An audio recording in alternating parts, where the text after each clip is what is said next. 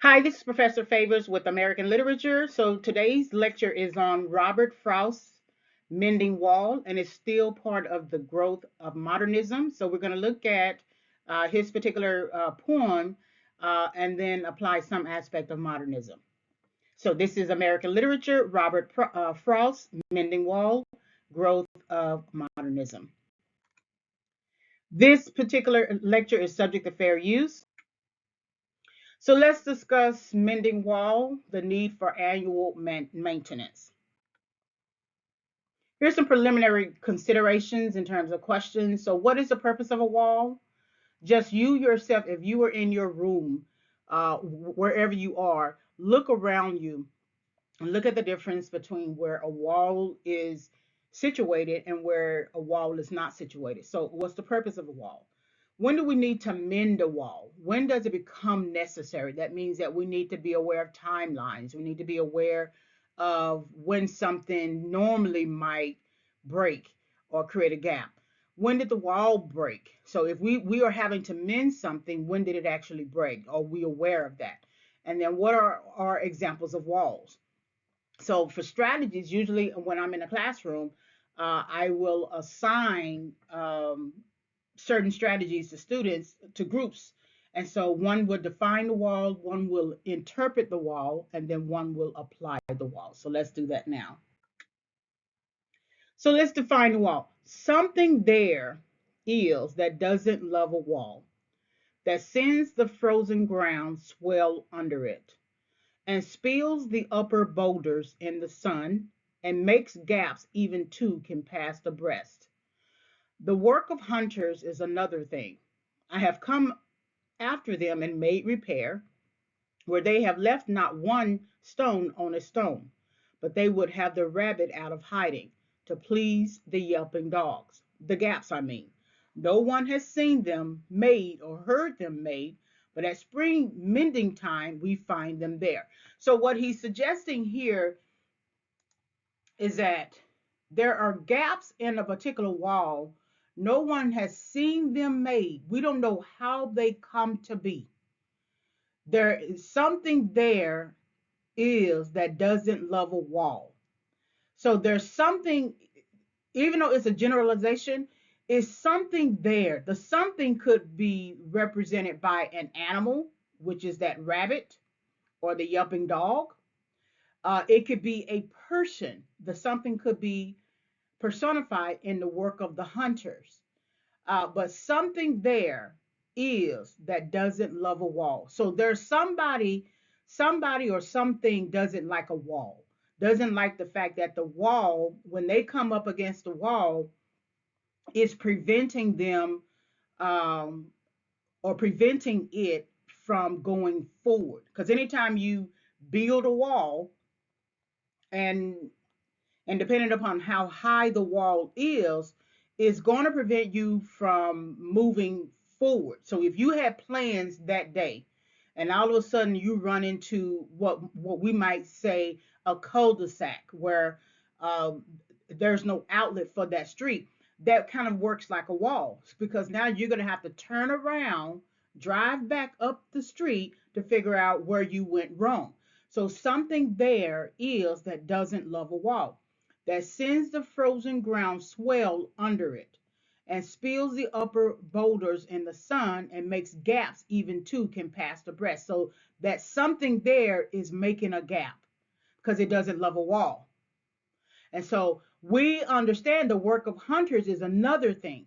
They, of course, when they are hunting, and hunters, we don't really know the definition of hunters. It could be just simply hunters, person hunting with their dogs. The work of hunters is another thing. When they make gaps, it's a completely different thing. Uh, their gap making may be tied to their job of hunting. They're not really concerned about breaking walls. They are concerned about hunting. And so I have come after them and made repair. So because they don't have the same concern as the first person I hear, which is an alter ego of Frost, um, he has to clean up, in a sense, or repair what they have broken. And so, again, something there is that doesn't love a wall is talking about the person who makes the gap that we don't see, where they have left not one stone on a stone, but they would have the rabbit out of hiding to please the yelping dogs. So um, they their goal, the hunter is one thing, and we have a semicolon here. I mean a colon here. And so now that colon, everything that comes after that colon is defining the work of the hunters.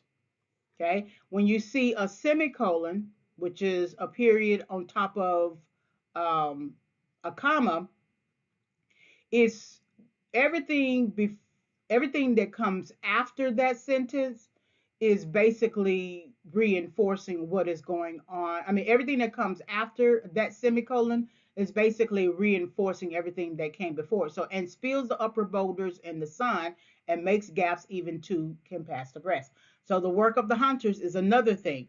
I have come after them and made repair where they have left not one stone on a stone, which would normally be, say, we're thinking about landscaping, but they would have the rabbit out of hiding to please the yelping dogs. So they don't mind making a gap if they could please the yelping dogs to find the rabbit. The dogs are very curious. They hear things that we don't hear. And so what this is suggesting is that the hunters will permit the gaps just to please the yelping dogs, because the dogs are preoccupied with trying to find the rabbit. So not only we have the work of the hunters who are guiding the dogs trying to find the rabbit, we also have the yelping dogs that are natural hunters trying to find the rabbit. So these three levels, I mean, two levels of, I guess, two levels of hunters, the work of the hunters, which we have to assume is a human, in contrast to the rabbit and the yelping dogs, which are considered animals. And so um, this there is this idea that there is a permissiveness. That's why the colon is everything that's coming after the colon and ending with a period is further defining another thing. That what the work of the hunters do in creating a gaps for the wall is another thing, is a more permissive thing that they do. The gaps, I mean, no one has seen them made or heard them made, but at spring mending time we find them there. So we still don't know who's making the gaps, but there's some sort of permissiveness with the hunter and the yelping dog and the rabbits coming out of hiding. Because if the rabbits are coming out of hiding, they're coming out of a gap that they've made. But in general, we don't know the gaps. We don't know how they were made or heard them made. It's not like someone called attention to say, hey, we're making a gap here. We don't know who made them. So we can't really identify the actual person, the person or the thing there is that doesn't love a wall. We don't know who that person is or that thing, with the exception of the work of hunters, allowing for the yelping dog to chase the rabbit out of hiding that created a gap. But at springtime, we find them there. We find gaps there. So let's interpret the wall, which is kind of defined by differences. So I let my neighbor know beyond the hill, and on a day we meet to walk the line and set the wall between us once again. We keep the wall between us as we go. To each the boulders that have fallen to each, and some are lows and some so nearly balls, we have to use a spell to make them balance. Stay where you are until our backs are turned. We wear our fingers rough with handling them. Oh, just another kind of outdoor game. One on a side, it comes to little more. There where it is, we do not need the wall. He is all pine and I am apple orchard. I think the last line really tells you about differences in terms of one is consider we have third person he and we have first person I. And so he, which gives you some distance in how the first person I is perceiving the person. Um, um, he is alpine. He didn't start out with I am apple orchard. He didn't start the sentence or begin the sentence with his perspective of himself first. He's looking at the perspective of the other person first. And so he is alpine. And if you, this right here is an and, which means both or considers both, but it reads more like an or. He's alpine, but I am apple orchard. Okay, so I let my neighbor know beyond the hill. And on a day we meet to walk the line and set the wall between us once again. So we keep the wall between us as we go. So we are forced to come back and repair a wall that has gaps in it. And now we're going to go through the process of repairing that wall. This is our process. We are walking the line. If you've ever put up fencing, if you've ever put up anything that created a wall, you could put up a sheet in your room between two siblings, and it creates sort of like an artificial wall. We meet to walk the line. We understand that the wall is there, or that we need to create the wall, and it's going to create, it is going to force us to walk in a line to get it done. We just can't throw up a wall anywhere. We actually have to walk in a straight pattern so that we don't have any crookedness um, in repairing the wall. We don't want to have to keep coming back. If anything, the most that we always have to do is come back in springtime. We don't want to have to come back fall and summer, right? So we want to walk the line the way it's supposed to be done and set the wall between us once again. So that means that between this line and this line here, there was an opportunity. There was an opportunity to know each other, right? Beyond that line, there was an opportunity to do something differently than mend the wall. They could have torn down the wall, um, because when we see and set the wall between us once again, that means that basically suggests that even if we had an opportunity to take down this wall, we're going to continue to abide by the status quo. The status quo is build that wall, keep the wall between us, keep the wall between us as we go. So the wall is getting in the way of communication. Sure, if both people are on the side of the wall and they are sort of having a talk with each other, there's some kind of communication there because they have to each teach each other how to build on their separate sides, right? On their individual sides, where to pitch, where to straighten up the wall, where to hold it up, to be sure that it doesn't fall over again, where to place the stones, anything. But these three lines suggest that there was more there that they could have considered, but they would rather keep the status quo.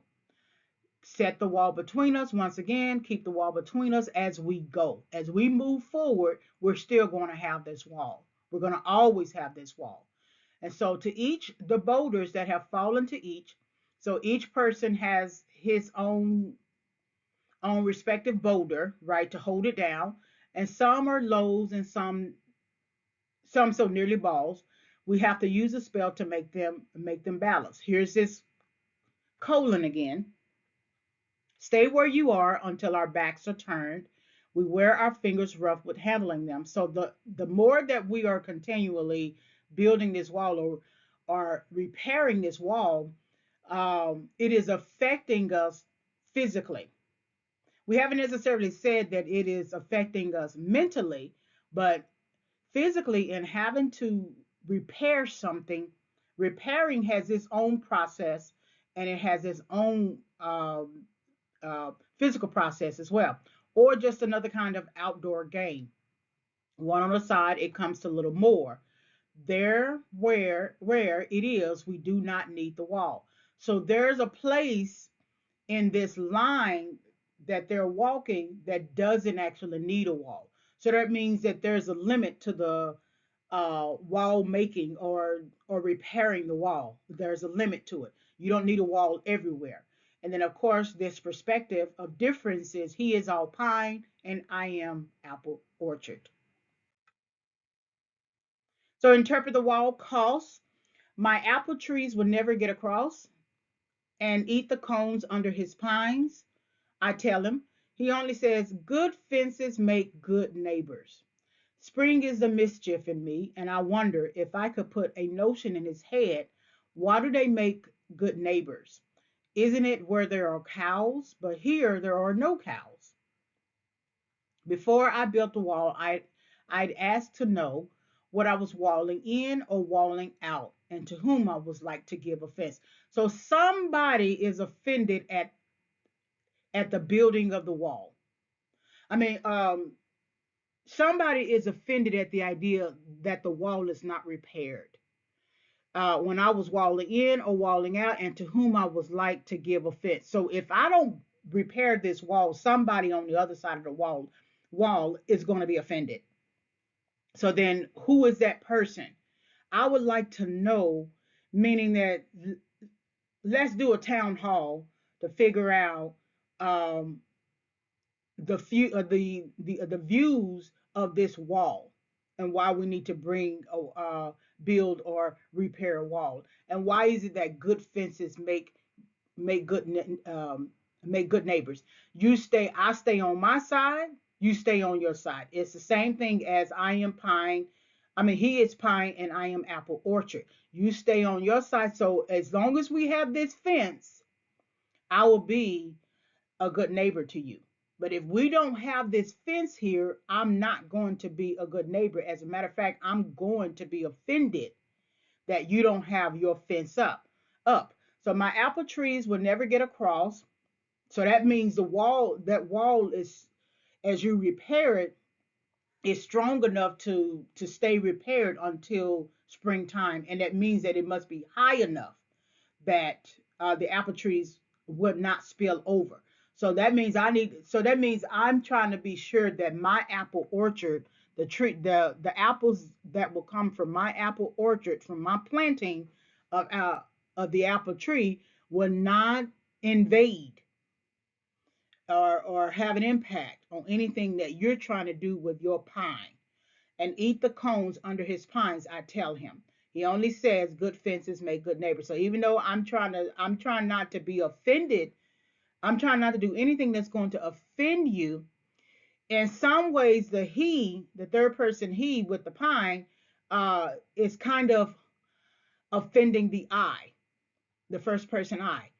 He's saying here, the first person I is saying here, hey, look, I'm not trying to offend you. I'm just going to be sure that my apple trees do not come over your wall, and we'll be fine, and you don't have to worry about me type thing. But the he here is sort of reiterating this idea. Oh, okay, sure, no problem. I understand what you're saying, but let me just reiterate: good fences make good neighbors.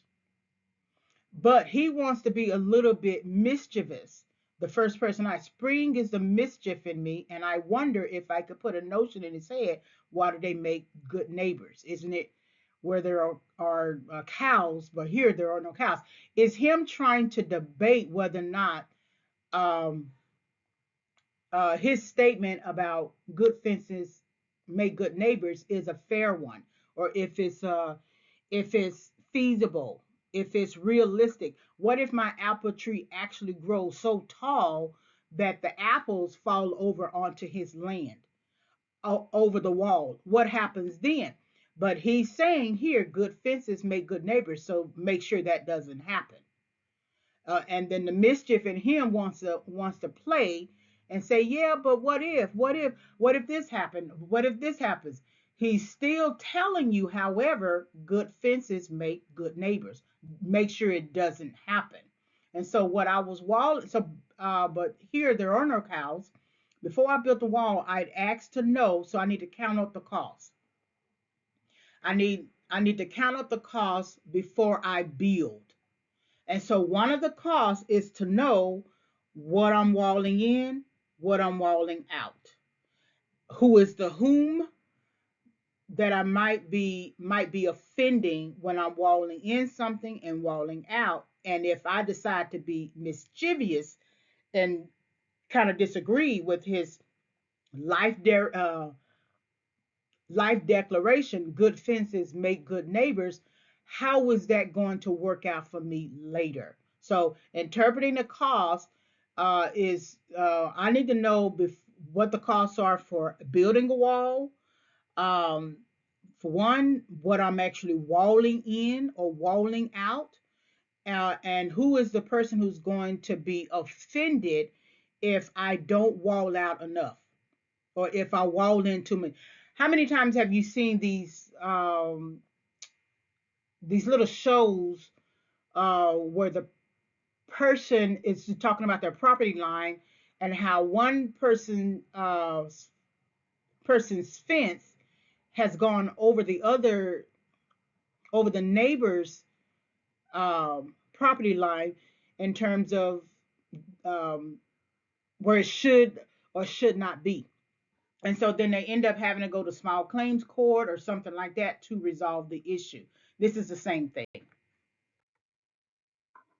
So apply the wall stasis, which is your status quo. Something there is that doesn't love a wall, that wants it down.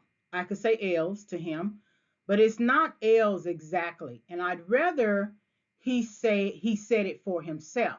I see him there, bringing a stone grasped firmly by the top in each hand like an old stone savage armed. He moves in darkness, as it seems to me, not of woods only and the shade of trees. He will not go behind his father's saying, and he likes having thought of it so well. He says again, good fences make good neighbors. So this is when you make sure that the wall is walling out what it needs to wall out, it returns to a status quo. Again, you stay where you are. That's why he started out with he is pine and I am and I am apple orchard. You over there, if you take your hand right now and point like you are pointing at someone as a you stay over there on your side, and you turn that finger around to you and point to your chest, and I am going to stay on my side. Now that's the status quo. That's what you see in the um, separate but equal doctrine, the Jim Crow laws. You stay over on your side, I stay on my side. So something there, here's this refrain again, something there is that doesn't love a wall. So even though we have all these people who want the wall up and will give offense, um, if you don't rebuild the wall or repair the wall, there is still something that even though you have people who don't like it, I mean who prefer the wall, the status quo, there's always something there that doesn't love a wall, and that person or that thing is forced to contend with the ones who are offended that the wall is not repaired and not up, and that person that wants it down. Now we know what that there is that doesn't love a wall, that wants it down. We didn't know at the beginning when we saw this part of the stanza, but we know now that that something there is that doesn't love a wall wants it down. Okay, and then he could say, well, I could say else. That's just him playing here, but it's not else exactly. And I rather he said it for himself. I rather he come to this understanding himself, that there's something there is that doesn't love a wall that wants it down, but he doesn't want to come to that. Instead, I see him there to think about to think about the word instead being implicit. Instead, I see him there bringing a stone grasped firmly by the top in each hand. So he's not going to be the one that agrees that we shouldn't have this status quo. Instead, he's going to reinforce it by grasping it firmly by the top, holding it with balance in each hand, like an old stone savage armed. He moves in darkness, as it seems to me, not of woods only and the shade of trees. He will not go behind his father's saying, and he likes having thought of it so well. So now it's moving from one generation to the next.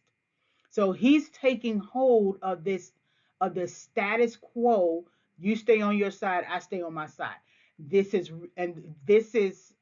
reinforced by this idea that good fences make good neighbors. Good fences make good neighbors. So that's applying the wall status quo.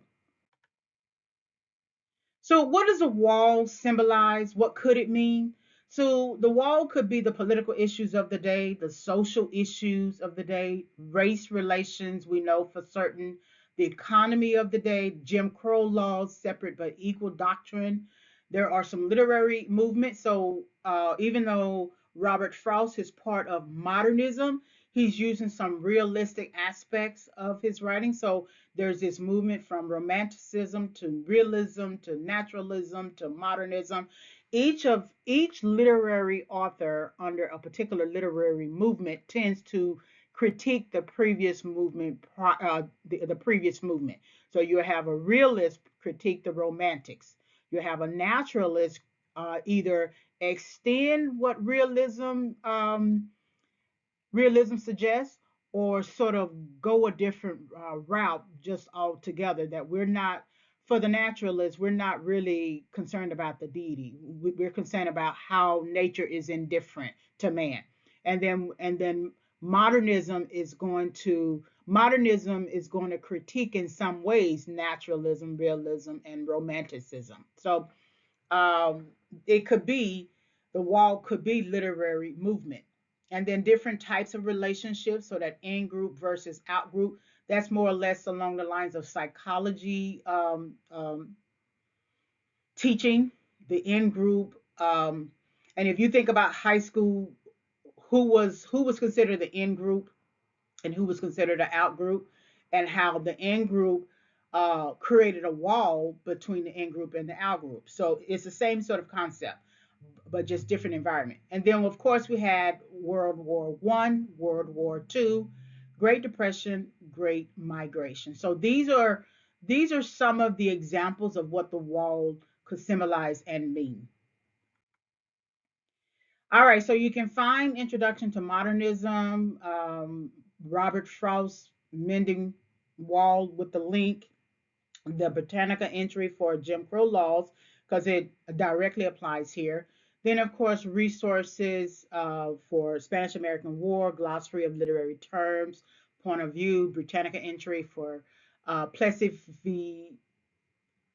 Ferguson, Separate Car Act, Emancipation Proclamation, and then the causes and effects of the American Civil War. So sometimes, again, we may have to remember certain particular aspects of a historical event, and especially if it applies to what's going on in a literary work. So, resources for Robert Frost, American Port. There's a Britannica entry for Robert Frost. He's American poet. There's also the Poetry Foundation, which you'll see a lot of Emily Dickinson's work, and then there is a biography. This is the end of the presentation. Thank you very much for listening.